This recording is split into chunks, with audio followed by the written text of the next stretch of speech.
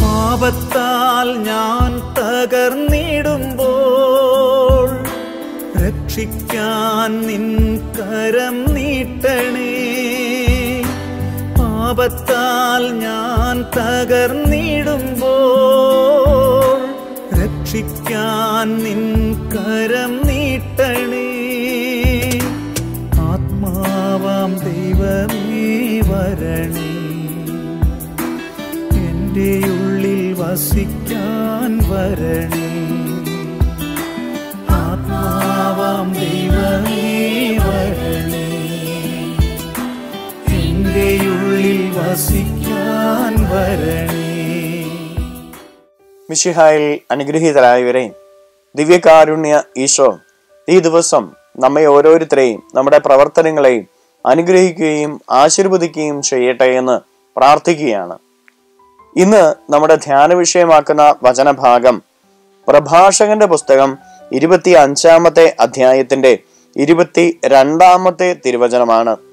വചനത്തിൽ നാം ഇപ്രകാരം വായിക്കുന്നു: ഭാര്യയുടെ ധനത്തിൽ ആശ്രയിച്ചു കഴിയുന്ന ഭർത്താവിന് കോപവും നിന്ദയും അപകീർത്തിയും ഫലം.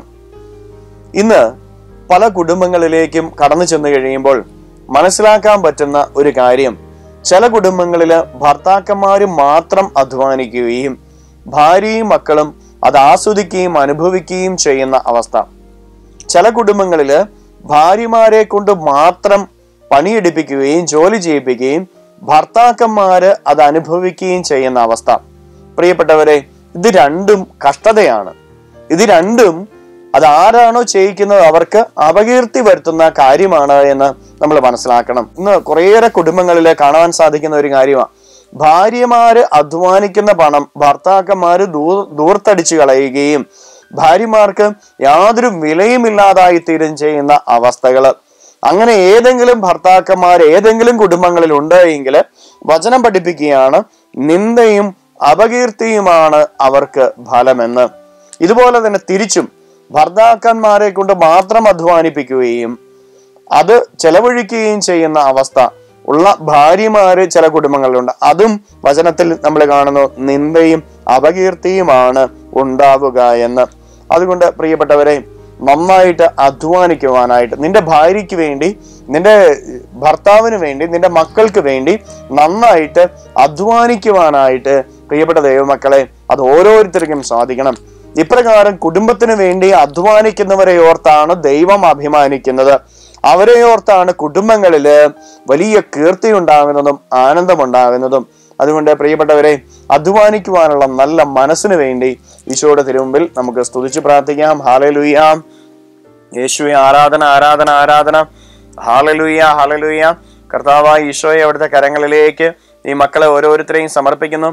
കർത്താവേ, നന്നായിട്ട് അധ്വാനിക്കുവാനും അധ്വാനത്തിലൂടെ ജീവിതത്തെ മുന്നോട്ട് നയിക്കുവാനും അധ്വാനത്തിൽ ആനന്ദിക്കുവാനും കൃപ നൽകണമേ. Hallelujah hallelujah hallelujah.